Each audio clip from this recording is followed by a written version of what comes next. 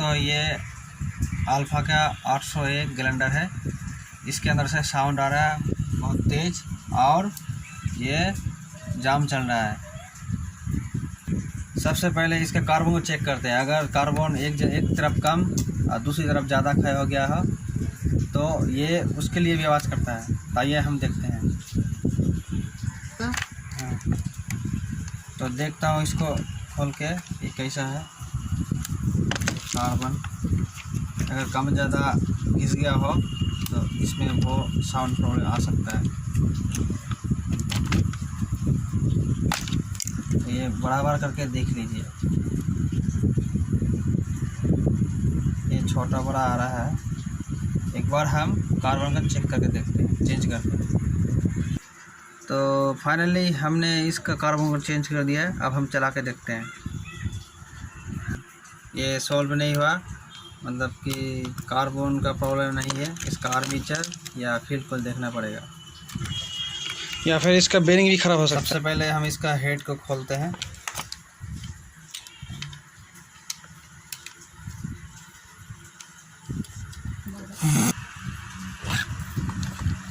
देखिए दोस्तों, इसका जो बेरिंग है पीछे वाला ये टूट चुका है। तो हम इसका बेरिंग बदल कर देखते हैं। हम इसमें पोलर लगाकर खोलते हैं इसको। ये बिल्कुल टूट चुका है, थोड़ा दिक्कत परेशानी है खोलने में। अगर बेरिंग पूरा सीधा हो तो सही होता है, अगर टूट जाए तो बेरिंग को निकालने में थोड़ा बहुत दिक्कत होती है।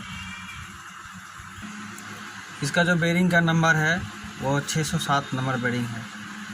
ये देखिए, इसको जब बेरिंग को खोलिएगा तो उसका बेरिंग का साइज ज़रूर देख लीजिए ताकि आसानी हो काम करने में। आइए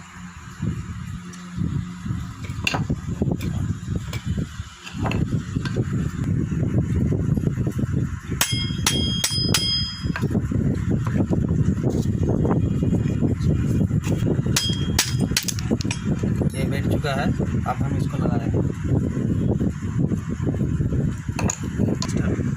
आइए हम इसको लगा कर देखते हैं। स्क्रू टाइट देते हैं।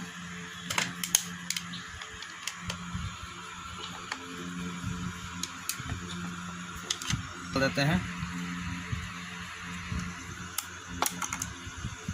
ये पहला वाला और एक दूसरा वाला।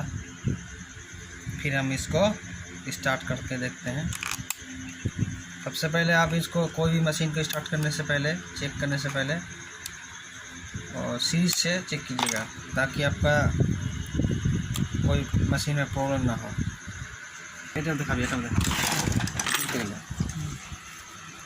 तो आइए हम इसको चालू करके देखते हैं ये हुआ या नहीं हुआ। सबसे पहले स्विच भी चेक करते हैं। लगभग ये हो चुका है।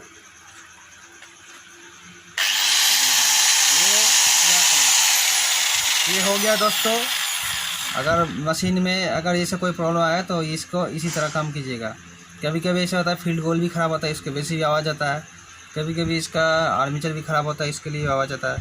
तो वीडियो को शेयर कीजिए, लाइक कीजिए, कमेंट में से ज़रूर कमेंट कीजिए।